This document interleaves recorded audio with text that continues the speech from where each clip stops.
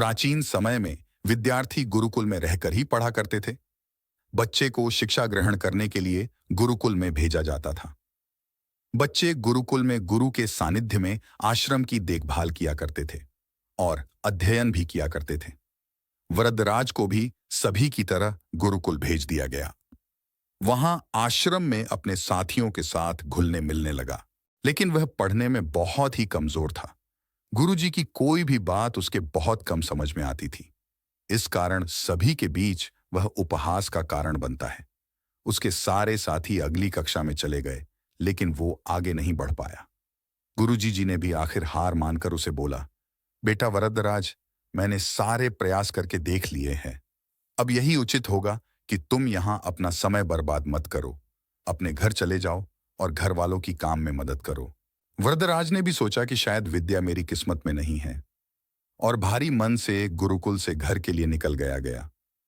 दोपहर का समय था। रास्ते में उसे प्यास लगने लगी।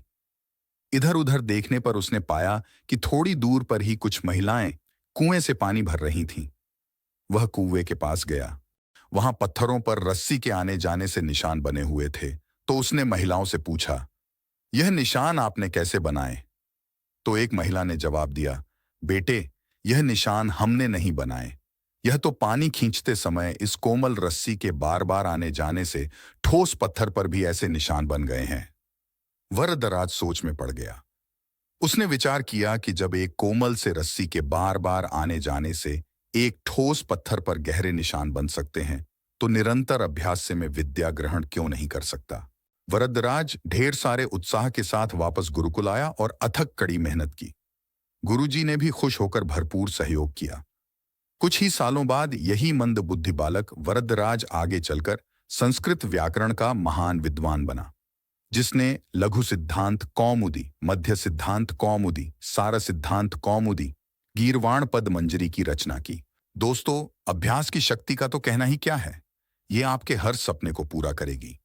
अभ्यास बहुत जरूरी है, चाहे वो खेल में हो या पढ़ाई में या किसी और चीज में। बिना अभ्यास के आप सफल नहीं हो सकते हो। अगर आप बिना अभ्यास के केवल किस्मत के भरोसे बैठे रहोगे, तो आखिर में आपको पछतावे के सिवा और कुछ हाथ नहीं लगेगा। इसलिए अभ्यास के साथ धैर्य, परिश्रम और लगन रखकर आप अपनी मंजिल को पाने के लिए जुट जाएं।